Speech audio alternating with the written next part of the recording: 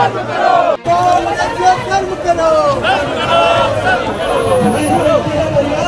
लाठी मुझको मार, मैं हूं मोदी का परिवार, पहली लाठी मुझको मार।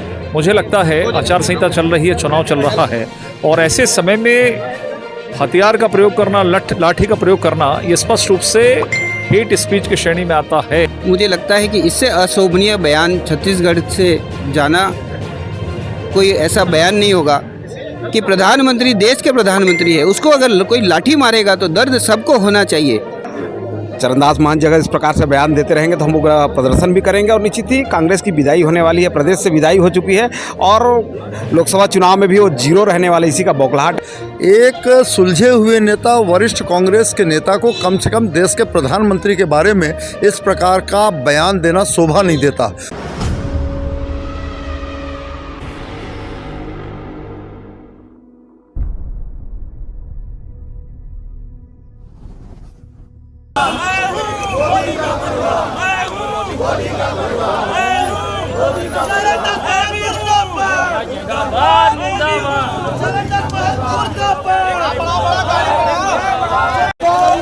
कर्म करो।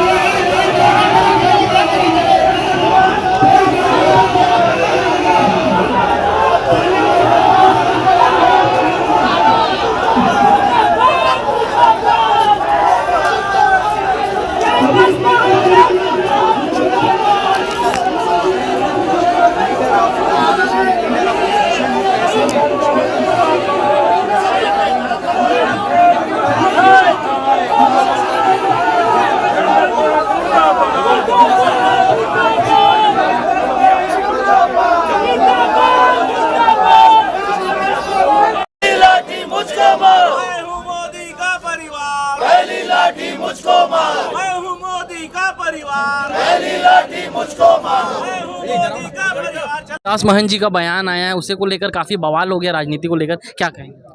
चरणदास जी सहित भूपेश बघेल सहित पूरे कांग्रेस पार्टी बौखलाहट में है। 11 की 11 सीटें हारने की कगार पर अब वो षड्यंत्र पे आ गए हैं और अपने सम्मेलन के अंदर में ये कह रहे हैं कि लाठी डंडा लीजिए, कांग्रेस भाजपा के नेताओं को दौड़ाइए, मुख्यमंत्री पर हमला करिए, नरेंद्र मोदी पर हल्ला करिए, आक्रमण करिए।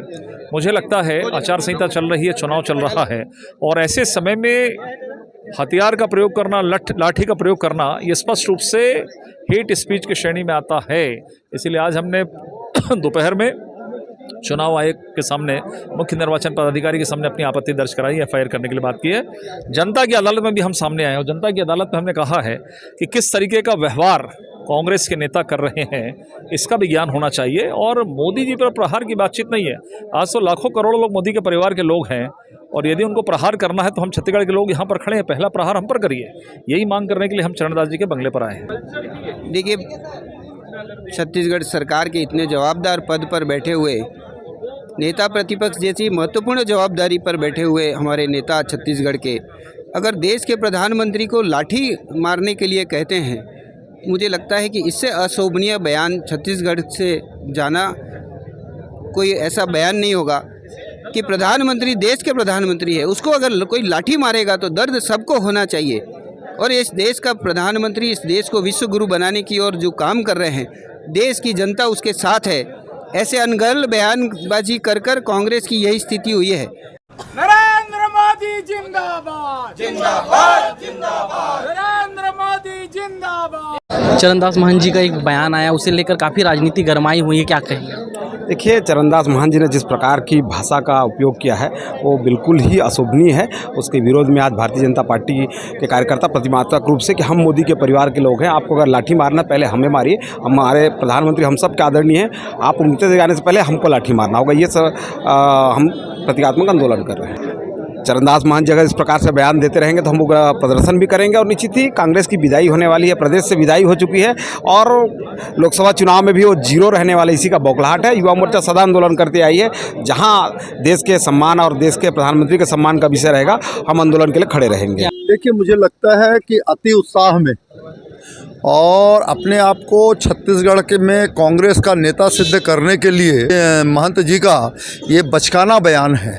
एक सुलझे हुए नेता, वरिष्ठ कांग्रेस के नेता को कम से कम देश के प्रधानमंत्री के बारे में इस प्रकार का बयान देना शोभा नहीं देता।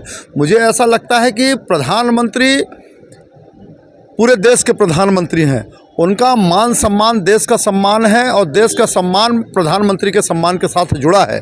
तो इस प्रकार की छोटी बातें करके प्रधानमंत्री के ऊपर सीधे इस प्रकार की लाठी मारना और डंडा मारना और पत्थर मारने वाला जो बयान है, वो मुझे ऐसा लगता है कि वो छत्तीसगढ़ में सिद्ध कर रहे हैं कि मैं चाहूँगा, मैं ऐसा बोलूँगा तो लोग मोदी के विरोध में खड़े हो जाएंगे और भूपेश बघेल जी को सांसद चुन लेंगे। परंतु जब जब मोदी जी के खिलाफ इस प्रकार के घटिया बयान और उनको अपमानित करने वाला बयान कांग्रेस के जब भी किसी नेता ने दिया हो, चाहे सोनिया गांधी ने मौत का सौदागर कहा हो, खून का सौदागर कहा हो, मणिशंकर अय्यर ने भले चाय बेचने वाला और अन्य प्रकार की बातें कही हो, जब जब उनका अपमान हुआ है, देश की जनता ने मोदी के अपमान को सहन नहीं किया है और उसका दुष्परिणाम कांग्रेस को भोगना पड़ा है। ये सिद्ध हो गया है कि छत्तीसगढ़ में भी 11 की 11 सीटें इस बयान के बाद भारतीय जनता पार्टी को ही मिलेगी। कांग्रेस का सुपड़ा साफ हो जाएगा।